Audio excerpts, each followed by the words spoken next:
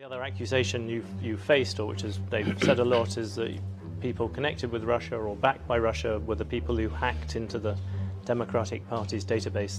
That you would also say is completely untrue.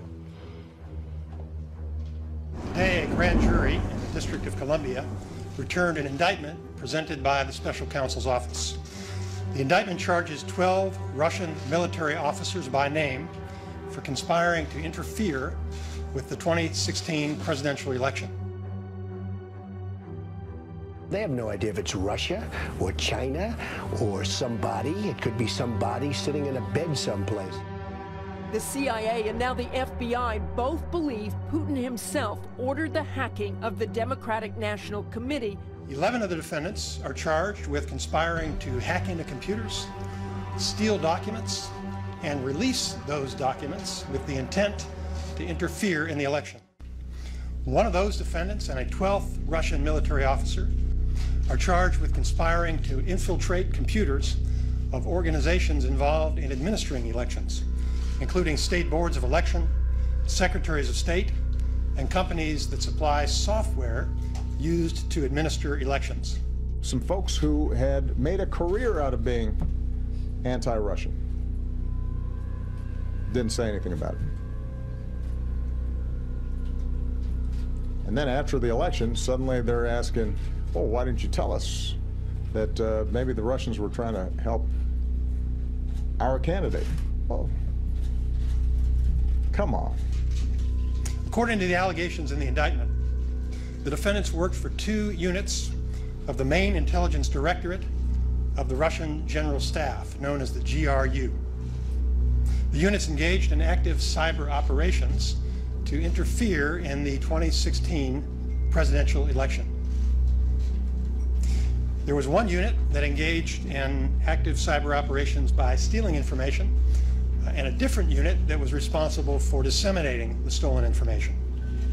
The defendants used 2 techniques to steal information. First, they used a scheme known as spear phishing, which involves sending misleading email messages and tricking the users into disclosing their passwords and security information.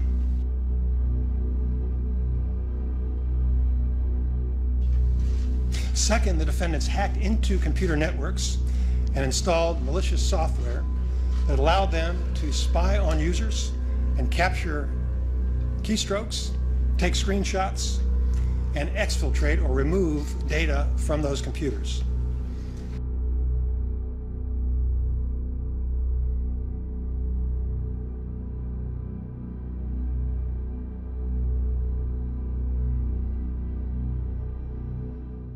The Russia probe continues to cast a cloud over the Trump White House. There are signs the Republicans' position is becoming more supportive of the president and more pro-Russian, changing a stance the party has held for decades. President Trump told reporters his meeting with Putin in Helsinki might be easier than his meetings with U.S. allies in Brussels and in Britain.